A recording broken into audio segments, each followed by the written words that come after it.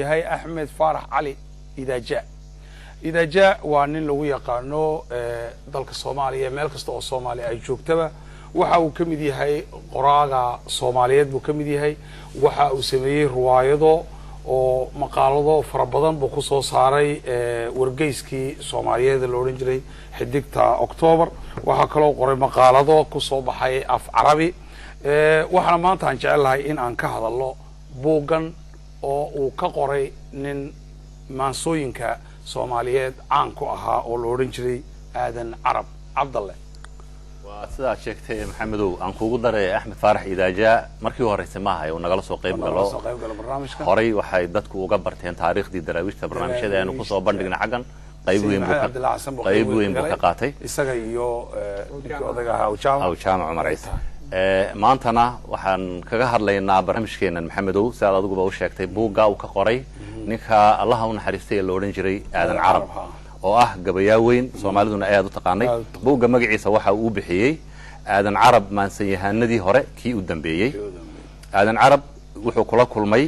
degmada Buuhoodle 1917 ilaa 2001 uu jiray waa kii u dambeeyay kolka ragii hore wuxuu kula kulmay Buuhoodle taariikhda dambe isagaan u deyn doonaa kolka hordhac uu naga siin doonaa buugan oo qaybta hore xilliga wixii jiray gabayadii uu tiriyay iyo wixii xilliga jiray ayuu horta barnaamijka inoogu soo qaadi doonaa intaan marka siinin barsharafka koowaad ee barnaamijka Axmed Faarax Cali Idaaja Maxamed Cabdullaahi Riiraash baan jecelahay bal inuu waxoogaa ka warramo taariikhda iyo waqtiga waxa horta waqtigan uu ku soo hagaagay Aadan Carab waxa weeyii waqtigii ma garanaysaa daaroonta gabayga Soomaaligu uu jiray waxa weeyaan isaga sheegi doona yani waqtiga uu dhashay waa waqtigii daraawiishtu ay dagaalka ku jirtay hubka weyn isticmaalana gabayga waa kolka waa waqtiga ay soo baxeen Maxamed Cabdullaahi Xasan Cali Buux Allahumma salli ala Ismaaciil Mire Salaan Carabi waxa soo dhan waa ragii ay ma garanaysaa ay raggaasi kolkii ay soo baxeen ayuu soo dhashay oo uu ka dambeeyay isagu laakiin raggaas uu soo gaaray raggaasuna la ahaa ka soo gari la ahaa way tahay sababta 2001 uu soo dhintay iyo dhintay ha 17 uu dhashay waa waqti daraawiishta jabin doona dabadeed yar kolka Axmed Faarax Cali Idaaja baan waxaan jecelahay Idaaja horta habeen wanaagsan bal waxaad ka warantaa maxaad u qaadatay Aadan Carab inaad ka hadasho oo buug ka samayso wallahi Aadan Carab wuxuu ka mid yahay sida uu Riiraash sheegay xilliyadii ay maansada Soomaalidu ugu wanaagsanayd ayuu ku soo beegmay oo dhashay raggan kale oo hadda Riiraash tiriyay oo odayaasha ah Cali Luux iyo Qamaan ay ka mid yihiin way ka yara weynaayeen laakiin dee jawigii baa jiray iyo dhulkii iyo maansadii iyo waxa weeye waa isku waqti marka waxaan ku magacaabay maansanyahanadii hore kii u dambeeyay sababtaan ugu magacaabana waxa weeye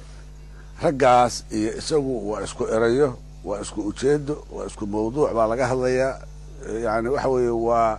ujeedooyinka xataa markay abaarayaan dad gagabado oo haddii alla kugu yahay siyaasadeeya wax ma ahayn wixii ay aaminsan yihiin dadka soo tuura ayay ahaayeen marka waxaan u doortay waxa weeye maadaama aan islahaa waaba ninkii ugu dambeeyey ragga da'daas ah inaan seegno rag badan baan seegnay ayaa ila xumaatay marka ayaan ugu tagay meesha la yiraahdo Buuhoodle 2001 marka oo ka 2001 maskaxiisa tamaam maskaxiisa waa fiicnaa laakiin inkastoo gabaydiisa horaan u aqoon oo casharadaan ku hayay laakiin inaan wax ka qoro runtii waxa igu dhiirigeliyay ama yani igu booriyay ama igu hambooriyay waxay ahayd waxa dhintay nin isaga ka weynaayo gabaya ahaayo ay qaraabana ahaayeen Samatar Baxnaan la oran jiray ragii waa weynaayo hore ahaa isaga ka weynaa ninkaas labadii ku dhintay aan idaacadaha ka maqla markaas anoo jooga Holland waxaan ila kana haduu raaco waxba kama yara waa ma fiicna waa yani dambi bay nagu noqonaysaa hadda marka ayaan halkaa ka imid oo Buuhoodle ugu imid 2001 ninka hore aad tiri u dhintay oo waxaan is iri inuu raacin maxaa kamid ah gabayadiisa gabayo badan buu leeyahay caan oo waxay isu gabiyeen yowla iyo ninka isu gabiyi jireen weeyo oo hadda ragga hore Cali Luux iyo hadda carabka laftiisa ay isu gabiyeen laakiin ku goyn muruqa yowla ninkii oran jiray weeyo marka waa gabayaa weyn buu ahaa marka sidaas aan Carab baan u doortay anoo gabaygiisa jeclaa isagoo ragga hore ka mid ahaa iyo isagoo markaas sii socday oo nin maaragtay da ahaa sababahaas ayaa gabayadiisa bal mid horta soo noo soo intaanan gabayadiisa gaarin waxaan jeclahay inaan bal horta sawir ka bixiyo jawigiisii iyo xilligaa wixii jiray waxaan ku bilaabayaa horta meeshuu ku dhashay waxa weeye meel la yidhaahdo wuxuu ku dhashay jimbac oo tog dheer ama gobolka tog dheer meel la yidhaahdo banka aroori oo burco u dhow ka xigta koonfur bari ayuu ku dhashay waa meel markii la yidhaahdo degaanka uu isagu ka tirsan yahay ama aan ugu tegey xoogaa ka yara fog sababta waxa weeye waxa meesha geeyana dib baan kasoo sheegi doonaa sababta waa qaxbay ahayd xilligii wuxuu ahaa sida riidaa sheegay sayid maxamed dagaalamayey weliba sanooyinkii u dambeeyey oo ula dagaalamaya talyaaniga ingiriiska iyo xabashada intaba marka dagaalkaas ay nimankaa dadkaa shisheeyaha ahay ay soo qaadeen keligood ma soo qaadin waxa ay ku xisaabtamayeen ama cududa u ahaa ama ciidanka u ahaa soomaali bay ahaayeen soomaalida kale ayay ahaayeen oo askar u ahayd soomaalidaas ama sayidka colaha la ahaato toosa ama ha xoogsanayeenoo dee askar ba ha iska ahaadeen oo dadku iska xoogsanayeen mabaadi hadda ay ku dagaalamayeen nimankaas daraawiishta maaha dadka kale ma jirin oo badan marka dadkaas ayaa waxaa ka mid ahaa shiribka uu aadan carab yahay waa la yaab haddii la yihahdo maxaa daraawiish waxaa loo yaqaanaa in ay cududooda iyo xoogooda u ahaa dhulbahante nimanka la yidhaahdo oo sayidku qabiilka waa sheegaynaa maxaa taarikh baan sheegaynaa gabayada baan sheegaynaa marka wax kale ugama dan lihin marka saa in loo ogaado weeye nimankaa dhulbahante ayaa u ahaa cudud iyo ciidan sayidka isaguna meeshuu ku dhashay dhexdooda hooyadiisa ahayd laakiin jiribka aadan carab ahaa iyo jirib kale oo niman maxamuud garaad la yidhaahdo qayb ka mid ah ayaa waxay ahaayeen col daraawiisheed iyagu fallaaga ka noqday reer hagar baa la yidhahdaa marka qoladan aadan carab yahay oo in badan buu gabayada sayidka kusoo arooraya isagoo sayidku ka cabanaya ama canaananaya ama haaraamaya ama u dhaaranaya ayuu kusoo imaanayaa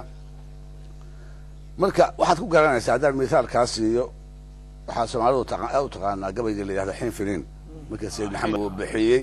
oo uu siiyey haddii alla ku ron yahay islaam faarax oo saydigiis ahaa marka xin finiin sayidku aad buu u jeclaa inuu bixiyo ma jeclayn sababaha marka uu u leeyahay uu u jeclaan lahaa inuu u haysto waxaa ka mid a inuu raagar ku duulo ayaa ka mid a xayo faaraxow hadal rag waa loo xutubiyaa nin xishoodle baan ahay haddaan la xisti yahayne xabiib baan ahaa jeer kufar laygu xaasiday wuxuu wada faraskii buu ammaanayaa wuxuu leeyahay xubna toosan low neefku waa xaalad gooniya goortaan xusuus ugu noqdaa xiise ii qaban waxaan xarafka diimeed ahayn igaga xeel dheer xarbadiyo jahaadkaan lahaa xoogsi ugu fuul xayskaa da-ayaan lahaa xalin ka dooye isagaan xateeyada lahaa xuurta ugu loog meesha iyo xeebtaan lahaa xiito ka eryood xaqaygii maqnaabaan lahaa xag ugu raadcee xiniyaha ku goobaan lahaa gaalka xayl kale xujada reebta reer hagar anaan xamashiyadii roobin xintirtooda dhiigga haddaan lagu xaraaraysan xaqaa maquuqiya haddaan xaaluf laga yeelin xidaysana ma dhiibeen anaan xaaladay bogan marka waxa weye nimankaa ayuu ka tirsan yahay aadan carab waa jiribkaas weeye xaqaa maquuqa waxa meesha geeya jimbac oo inuu ku dhasho waxay ahayd waa qax daraawiish laga qaxay ayay ahayd iyaga laftoodu waa la dagaalameen siduu isaguba ula dagaalamay cayr baa la baday xoolaa laga dhacay rag baa laga laayay waa luufluufeen laftoodu reer hagarku marka ayay iyaguna dagaalkii ingiriiskii ay dhinaca saareen oo markaa cadowgiisu waa saaxiibka ayaa wey marka ayay iyaguna waxay xoogga saareen in ay sayidka si ay u dhibaatayn karaanba ay u dhibaateeyaan nin ay ilmaadeer ahaayeen oo gabaya ahaa aadan carab oo la odhan jiray axmed gadaal oo beryahaa joogay oo la dhacay oo qaxay oo yaa ingiriis inta u galay soo ilaaliya sayidka usoo ilaaliyo eegi iyo u noqday basaas markaasoo daraawiishtii oo yaro inta ka baxday nugaal iyo hawd tagtay mudug iyo inta ciidan ingiriisa horkacay iyo duldhiga markaasaa baabaha laga dhiga daraawiishta maalinkaas isna wax ma haysto oo farda male geel male awr baa daraawiishta dhacda marka waa faraxsan yahay wuxuu isku meel baan joognaa buu leeyahay markaasuu gabay tiriyo wuxuu yidhi sangabaydu weyn tahay darmaan bul iyo qoorjeeb leh waxba yaanay ceelkoo beriimid ii bardoodigayna macnaha fardo badan yaana lahaanoo ceelka igu cacayaa yaana lahaan waxba yaanan geed lagu ballamay barihii doonyoonna meel inta fadhiiso sidii nin gob ah yaana halkaa fadhiin oo geel waxba yaani beeg igu shinin baar caddii hagar dhalinyarada sida hagar oo yaysan ii imaan oo geesaha iga fadhiin waxba yaanan qaalmaha bartale baarqabka u tooyin oo yani waa geeli markaa teer iyo bacaad weyn waxaan budulka hayaaba gaaladii buu wadaa harka waxaan boqoolaba haddaan helay badhaanteeda geeli buu arkay haddaan gaaladii kugu basharay bixinta kuu diiday aan ku tusay nin badbaado jiibsada haddaan baalna lagu haynin qaxa lagu burburay waalidkeer baqal la xooraayo basabaas haddaan nala qabtaan bagiga haakaalaba alxamdulilah wixii isaga la baday buu haddana baday daraawish ku sugay ninkaa ayay ninkaas ilma adeer yihiin aadan carab la yidhaahdo gabayaaga ah dhalashadiisii markuu ii sheegahayay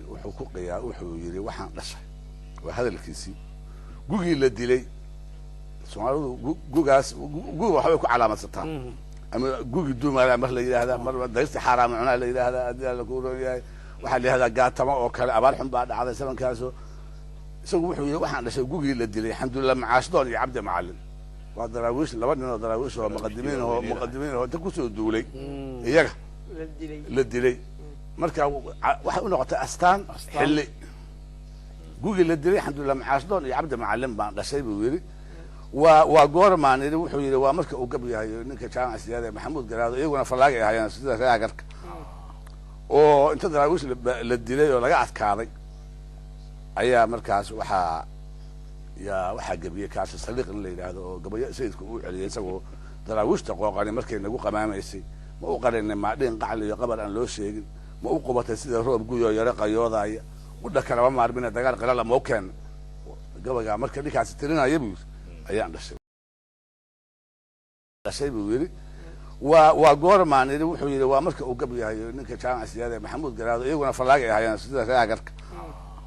oo inta daraawiish la dilay oo laga adkaaday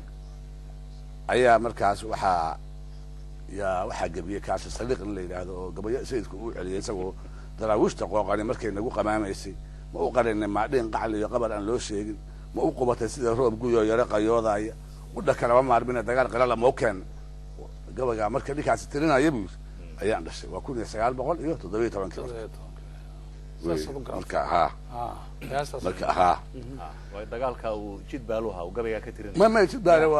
ma aha waa dagaalada u dambeeyey oo soomaalida dhexdeeda iyo daraawiishta jidbaale waa 1904 ma dhowa alcarab marka wuxuu ka dhashay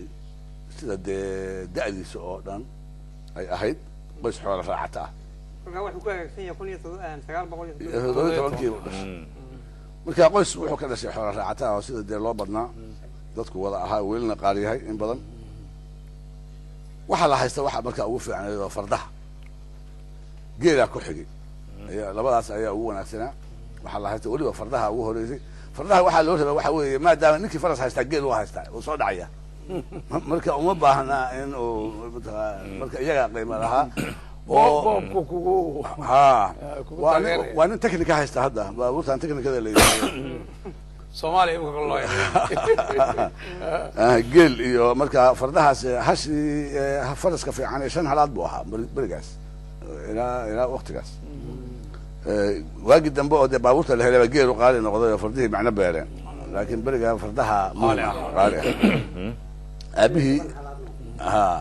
aabihii iyo adeeradii oo dhan dee dadkaa dagaalyahanka ah oo maalinba geel soo dhacayo iyo haba far soo dhacayo ama dad laynayo ayay ahaayeenoo ninkii aan dadka layn macno ma lahayn berigaas dhaca geela baa lagu noolaa iyo soo dhicintiisa inaad ka daba tagto soo ceshato labadaas halkaasa waxaa ku jira prestigeka powerka qabiilku halkaa wax gabayaa kama tirin berigaas waxaa markaas dadka waxaa lagu ababiyaa xilliyadaas waxaa lagu ababin jiray waxaa weeye un tolka daaficiisa hadduu af aad ku daafici karto haddaad ku daafici karto gacanba waajibka muqadaska ahay kaasuu ahaa sidii wadaninimo oo kale waxyaalaha yaab kale waxaa kamid a marka gabayada aad carab markaad buuggiisa fiiriso waxa weeye labadaas aad buu uga soo dhalaalay yani xataa hadduu reer magaaloobay mararka qaarkood haddana markii reerkooda saas loo taabto ama af iyo adin labadaba waa daafac ababintii hore yaa sida ahayd waxaan usoo dhacayaa marka goormuu bilaaba gabay awoodda maanse curinta la yaab bay lahaayeen ragga hore runtii waxay u badnaayeen inay ku yidhaahdaan 10 jir ama 11 jir baan gabayga ku bilaaba ayay u badnaayeen ragga hore isagu wuxuu yidhi 10 jir baan ahaa marka waa 1927 meelahaas waa waqtigii guba la tirinayay ka hor wax yar kadib marka maxay ahayd baan yidhi maansida gabayga kugu horreeyaa tiriso wuxuu yidhi nin aabbahay usoo gebiyey baan daafacayay ayuu qaadan waayay isaga 10 jir nin aabbahay u gebiyey waxaana la oran jiray buu yidhi guga aamusana la oran jiray gugi aamusana ayaa la oran jiray marka ma haysaa baan yidhi wuxuu yidhi maya ma hayo waa ilooba kulligiis laakiin waxaan xusuustaa sababta aan u gebiyey iyo ninkaan u gebiyey waan xusuustaa marka guga aamusana inuu gabayga ugu horreeyey gabay uu tiriyo ayuu wuxuu ii sheegay arar kale oo gabay kale waa dambe uu tiriyey arartiisa ayuu wuxuu ku sheegay inuu aamusanatay niman dhalinyaro ah oo cidahooda ah inta u yimi waxay yidhahdeen gabay tiri oo maxaa u aamusan tahayoo isna wuxuu leeyahay war intaasaan gabayey ilaa aamusana waxaan rabay in abaalgud iyo lasiiya haddii lagu inaad gabay inaad sisaan baa la rabay maxaa dhacay buu leeyahay marka wuxuu yidhi teer iyo markuu eebbahay igu alhuumeeyey waa gabayga waataan abwaan gaba noqday lay aqoonsaday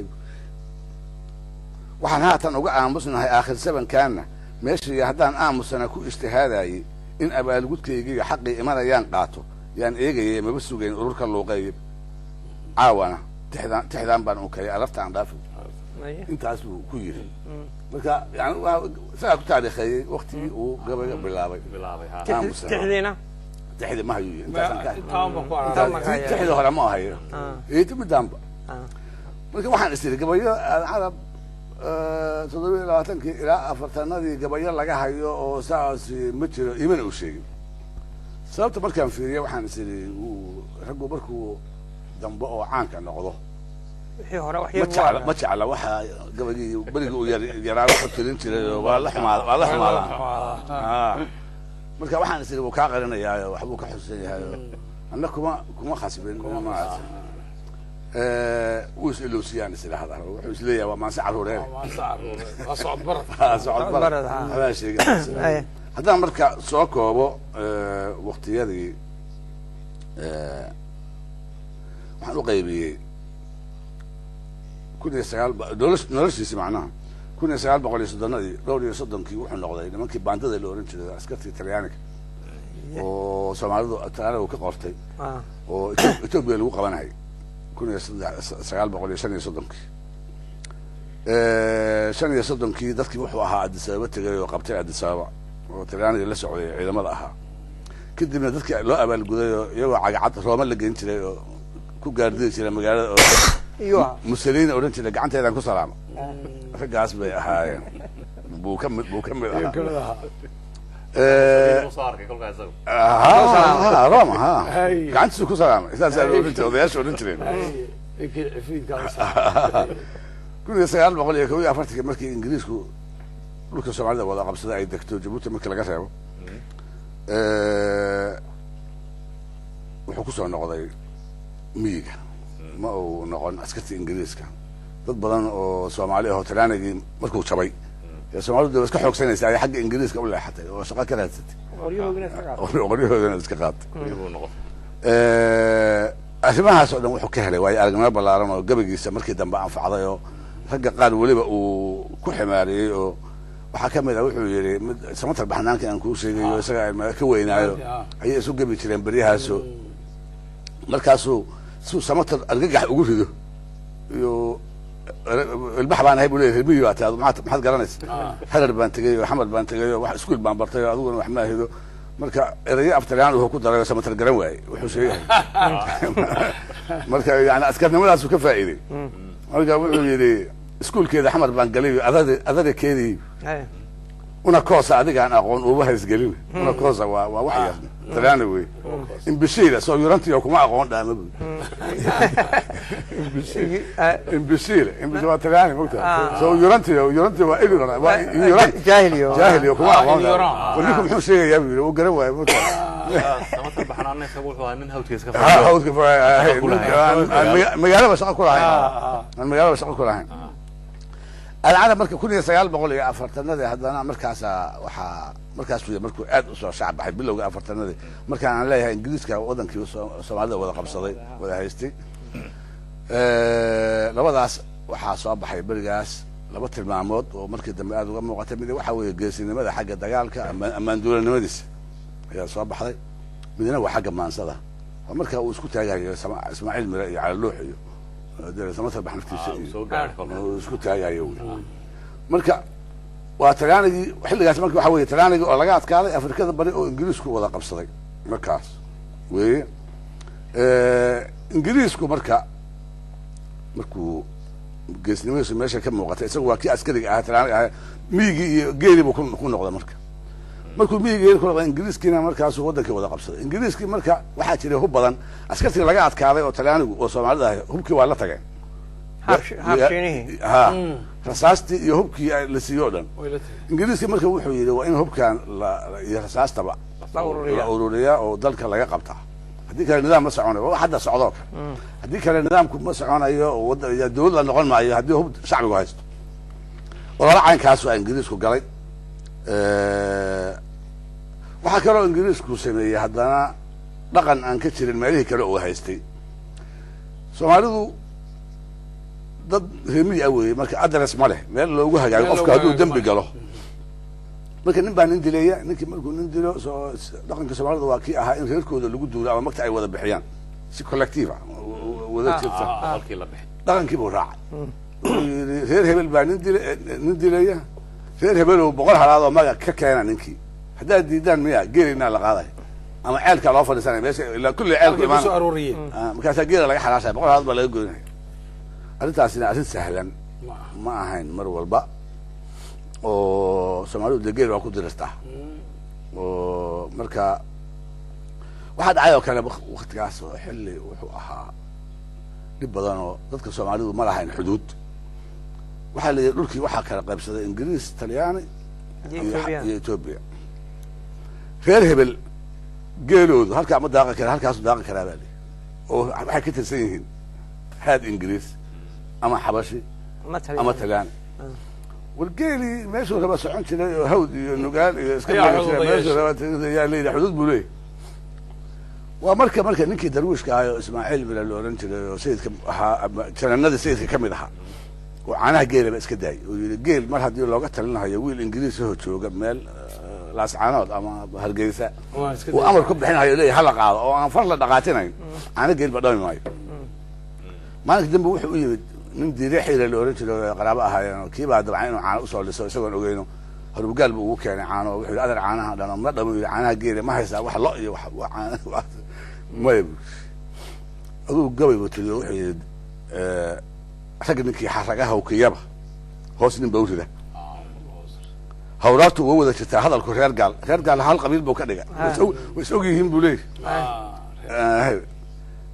هو قال ما قصده وانا تاهيتس loo faqay geeli baa loo faqay buu leeyahay hawadiisa dhigay geel markii loo habsaday cayn markii loo fadhiistay askar loo dhigay waan iska daay horweyn ma dhar hawd iyo nugaal dabahi goona waa geel waa baabuurka lagu eriyay geela horweyn ma dhar hawd iyo nugaal dabahi goonayo oo hadal ku siman fooqa wiil ka hindisoonaya hantidiisa iyo waa bilaash hebelin mooday diiriyo harubka iga qaadiyaan hooqdo u dhiman habeenka harka وعنها حري هانكا قوتما هلب كرور كده انت انا هالي غوريدا هي ugu haboona marka anu dagaalamahay way macna ilaahay caano kulka dagaal ku dhiiri geliyay ha waa wuu soo la kala xidhay waa gubaabo intaan haaligu sidii ayuu igu habboonaayo diristeeda anigoon holayn ka harqa waa ceebib aanan u dagaalamayn heensaha intaan daba siday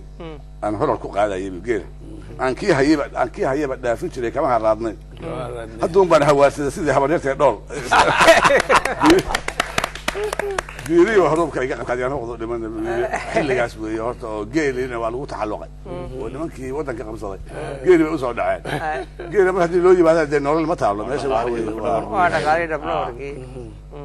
arrintaas marka geela la qaadayo soomaalidu waxaan kasoo yani sheeko ku jirta oo arrintan aadan carab oo barnaamijka dambe imaan doonta laakiin waxa weye looma wada hogaansamin arrintaasoo geeli waa lagu diriray askar waa lagu laayay caddaan waa lagu laayay soomaalidu waa ku leectay sidii loogu dagaalami jiray marka col soomaalihii qaadayo ayaa loogu dagaalamay aadan carab yaa lasoo weeraray kolkaa waa mar dambe marka nimankii daraawiishta ka ahaa fallaagada oo reer hagar oo aadan carab ka tirsanaa ingiriiskana fallaagay ka noqdeen kol labaad bay fallaaga noqdeen dad aan sharciga u hogaansamin askartii loo soo dira laaya ayay ahaayeen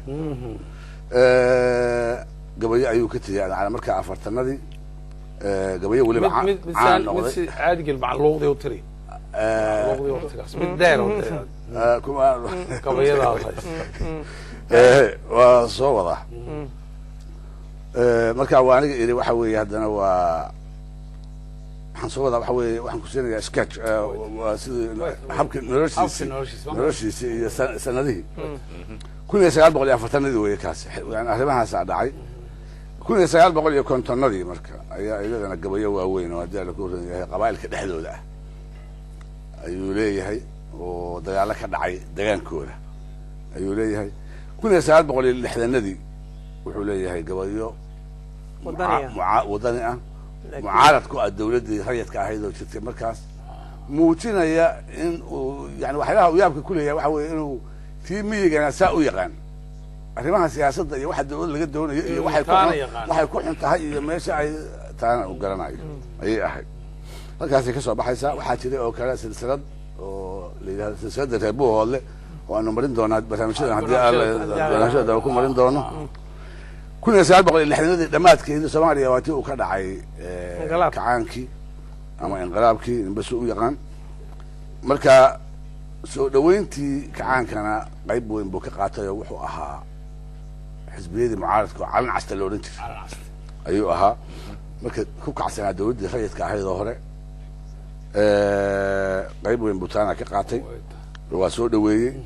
markii dambe 70aadkiina haddii la ku runaya dagaaladii aanu la galnay haddii soomaalidu la gashay Ethiopia si fiican buu uga qayb qaatay kuwii qabiilka ahaa oo gudaha burburkii waa ka hadlay ammaanduulo waa kan 80aadkii isagoo 60 kilo ammaanduulo noqday gabagii hadda cabdalla tirinayay buu tiriyay markaas markuu guulaystay sida ciisihii hore miyaan dhiiga ku celan waa marin doonaa haddii alla idin 1990 burburkan dambe iyo dawlad la-aantana wuu ka gebi 1996 ayaa ugu dambeysay yaa ugu dambeysay wuxuu tiri marka waa min daraawiish ilaa burburkii ilaa itixaadka waxaa timaadaa marka maansadiisaan qiimeynayna ujeedda ahaan maxay ka kooban tahay saan soo sheegnay waxay u badan tahay waxaa weeye un xasaradii qabyaaladda iyo qoladiisa inuu daafaco iyo samatar baxnaan ninkan la yidhaahdo aan sheegayay oo isaga ka weynaayo ay madeerka ahaayeen baa layidhi gabayadaada kee ugu jeceshaha la weydiiyey 1989 marka isagu nin magaalo soo gala si aan carab ama siyaasad ka qayb gala mu ahayn wuxuu yidhi kee ugu jeceshaha la weydiiyey weligaas cajalad aan ka helay way ku jirtaa wuxuu yidhi hadba kii aan qoladeeda ku daafaco ugu fiican ugu jeclahay waa dad iska waxay ahaayeen nadiif ah oo aan lahayn maaragtay waxyaala u qarsoon oo caddaan u sheegaya waxay aaminsan yihiin iyagaana la qaatay waxaa ka mid ah marka tilmaamaha xilligaas waxyaalaha markaan leeyahay maansiyahanadii hore kii ugu dambeeyey meelaha aan qiyaasiyo waxaa weeye fakarkiisa qof u daacad ah oo aan waxna u qarsoonayn wax munaafiqnimana ku jirin hebel ammaan waxa aad ka heshiday iyo hebel cay waxaad ka heshida midna aysan ku jirin ee waxa uu aaminsan yahay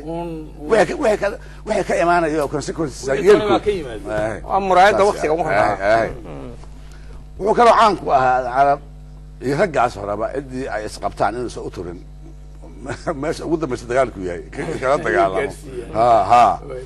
uu kala dagaalamo wuxuu ahaa nin cali dhuux mooye aan cid kale u ogoleen inuu kaga sarreeyo maanso cali dhuuxna wuxuu yidhi waa anaa kala wareegay oo waxaan kala wareegay isagoo gaboobay dagaal buu abaanduule ka noqday 18 1918 dagaalkii buu kusoo guulaystay qabailka dhexdooda wuu soo noqday cali dhuuxa markaa da'ahoo gaboobay oo meel fadhiya ayuu ka hortiriyey gabay oo uu ku tilmaamayo waxay dhacay iyo guusha ay heleen markaasuu wuxuu yidhi nin gaboobay geeri iyo silic buu ka bilaabo arasta nin gaboobay geeri iyo silic buu u gudboon yahay haddii cali gugiisii u warramay waa gobay sane anigaa dhulbahantaha u galay gabay halkiisii gefna kuma dareeba kitaab waxaan ka guursaday marka halkaas maalinkaasaan kala wareegay cali dhuux cid kale oo u ogol yahay wax hortiisaan ka yidhi buu yidhi gabay dheer wey waa ku jira buugga wuxuu ahaa nin u haystaa maansadu in ay tahay waxa uu isagu leeyahay hanti iyo meherad isagu uu leeyahay qofkii soo aada oo sida qof xoola ka dhacay oo kale mar buu wuxuu yidhi mamaroorsi baa gabaygu waa ii muhiib galeeyey maa layga maashado haddaan layga maarmaynin maalista waa hasha iyo neefka ermaan oo soo maashado maa layga maashado haddaan layga maarmaynin mulki baan u yeeshay maxaa lai martii waayey aniga iskale maskab kuma qabee jeer miyaan laygu magacaabin waa maxay dadka u muhanaya meheradaan haysta muhamadiye wuxuu ahaa nin markaad maansadiisa iyo gabayadiisa akrido ujeedada uu ka gabyaayo nin baa ka dhantaalan oo wax ka reeba oo aad istiraahda halkaa muu ku daro oo halkaa muu raaciyo aad istiraahdaa isagu waxa weeye nin suga mawduuca markaa ka hadlayo sidaa markaasu isagaa wuxuu yidhi marse haddii hiyigu ii qabto maansaduu sheegaya aan maalmahadayaamo ma hambeeyo anigaan lafaha heemin oo jabin ma hambeeyo ko maxaa dhaqaajiya isaga gabaygiisu uu ku tarmaayo ku kaca waa hoog iyo ba iyo dagaal maalinkaas ugu fiican yahay inuu gabayo ugu jecel hada wuxuu ka hadlay wuxuu yidhi indhaweydba gabaygu wuxuu ka bilaabay indhaweydba gabayadii waagii annaga iyo Ethiopia aan dagaalamayna Soomaaliya Ethiopia wuxuu ka bilaabay indhaweydba gabay waa anigaan gaafka la imaan aan geed la waabiyo shir weyn kaga galayriyeen weligeyna nabadaan guraa ama gabloola ma godlado haddaan maalintaa galowga ooyin ma godlado haddaan maalintaa galowga ooyin waa dadku waxay dadka qaar aaminsan yihiin hebel waa gabayaa waxay yidhahdeen ninka gabayga badan oo wax badan akriyo oo tururuxiyo oo intaas 200 yidhaahdo ragga hore saas ma ahayn ragga hore waxay murtida iyo halqabsi inuu gabaygu leeyahay ayay tixraaci ayay mataqaanaa ay xooga saari jireen intii ay oran lahayd wax badan buu tiri wax badan oo yani waxa weeye waa la iska hadli karaa qofku nin walbaana gabayga waa tirin karaa rag badan baa tirin karaa laakiin murtidaa la rabaa wuxuu yidhi isagaa marka wuxuu yidhi inkastoo midhaha laga sinmo iyo madasha luuqdeeda murti baan ka reebaa hadha iyo anigu maahmaahe miisaan haddaan hadal lahayn waa macno la-aan saas mar buu saas tayada sare ka sokow wuxuu ahaa nin mataqaanaa tirinta maansada lafteeda badsado oo ku dacwiya hadday geed tahay hadday xaajo tahay yani wixii markaa ku soo dhaco oo soo wajaha gabay ka reeba wax dhan baan higaad gabay akhriyay amase hawraar buu waxaan ahay halmaan nimaan aqoon ama halseegayne anigaan sidaan ugu hallooday uba habeen seexan caawana hambadii aan dhigtay hubadii aan laaco gabayada u dambeeyey hubadii aan laaco waa intii u yaray intii u dambeysay marna wuxuu yidhi isla markaasoo goortaan saqdiga dhexe xalay kala safaynayeen salaadaba malaa uma kaceen weli siraa tahay caawana suxun baa cusub baan idin saaray markii waa suxun markaa joogsan soo gaaray gabay ka reeba wax dhan baan higaad gabay akhriyay amase hawraar buu waxaan ahay halmaan nimaan aqoon ama halseegayne anigaan sidaan ugu hallooday uba habeen seexan caawana hambadii aan dhigtay iyo hubadii aan laaco gabayada u dambeeyey hubadii aan laaco waa intii u yaray intii u dambeysay marna wuxuu yidhi isla markaasoo goortaan saqdiga dhexe xalay kala safaynayeen salaadaba malaa uma kaceen weli siraataay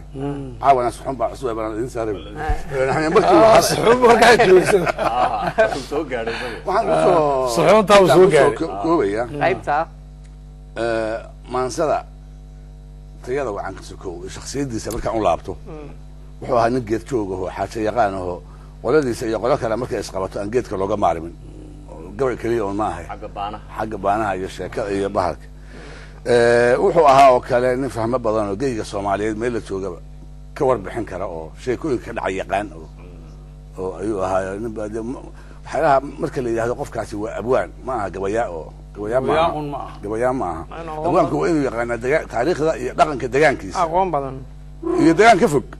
kana sheekayn karaa gudbin karaa ninkii sheeka xariir ahaa iyo baan odhan jiray abwaan gabayaana mu ahayn laakiin hadda waxaa hadda qofkii un gabiya abwaan baa la yidhahdaa qof kastoo rag labadaba isku darsaday axmed aadan cadcadoo kale wuxuu ahaa midda kale nin sheeka yaqaan oo hadda afkiisa la dhowro kaftan la oho dadka ka qosliyo hadduu meel fadhiyo oon cid kale la dhegaysan oo ayuu ahaa tan kale oo caanka ku ahaa waxa weeye nin dabeecad kulul oo aan haddii la daaro la taabto aan dulqaadan dhaafin waxba ama gabay ha ku aarsado ama gacmo ha u gacanbe marka intaasaan soo koobay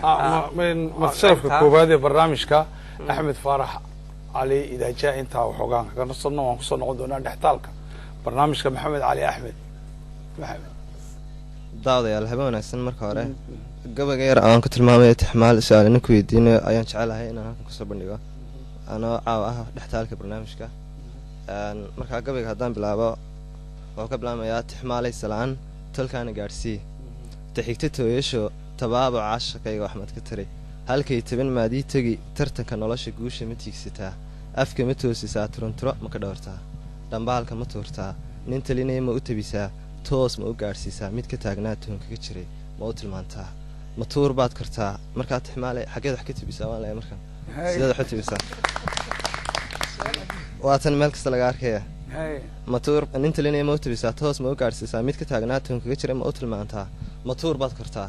ma taag baad ka yeedhaa ma sixir baad ku talax tagtay ma taaj allaa ku saaran tala waa yaaba xaggeed wax ka tabisaa waatan meel kasta laga arkaye ma tuur baad kartaa oo meel saraad ka yeedhaa ma taag baad ka yeedhaa ma sixir baad ku talax tagtay mase sixirkaad taqaanaa ma taaj allaa ku saaran tala waa yaaba xaggeed wax ka tabisaa tala waa yaaba xaggeed wax ka tabisaa tabtaada ma fahmin turiqi weynida ma jin baa ku taageera tixmaal iscadee tixmaal iscadee markaa gabayga inaan soo koobaan jecelahay jawaabtii tixmaal baa hadashay markaa oo iyaduna iscadeysay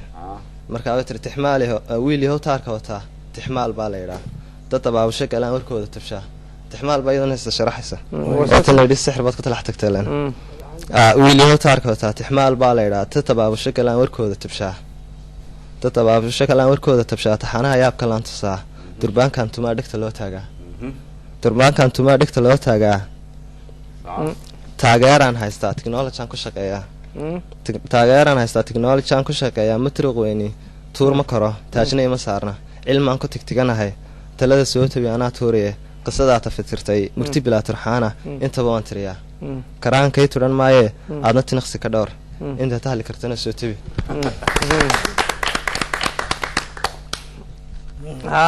waa mahadsan yahay mahadsanid kaas wuxuu ahaa maxamed cali axmed oo ah dee siaad aragteen nin dhalin yar oo waktigan iminka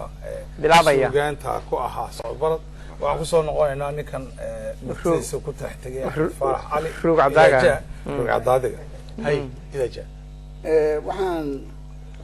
maanta ku tusaaleynayaa marka gabayadii ugu horeeyey aadan carab caanka uu ku noqday ama ay soomaali badani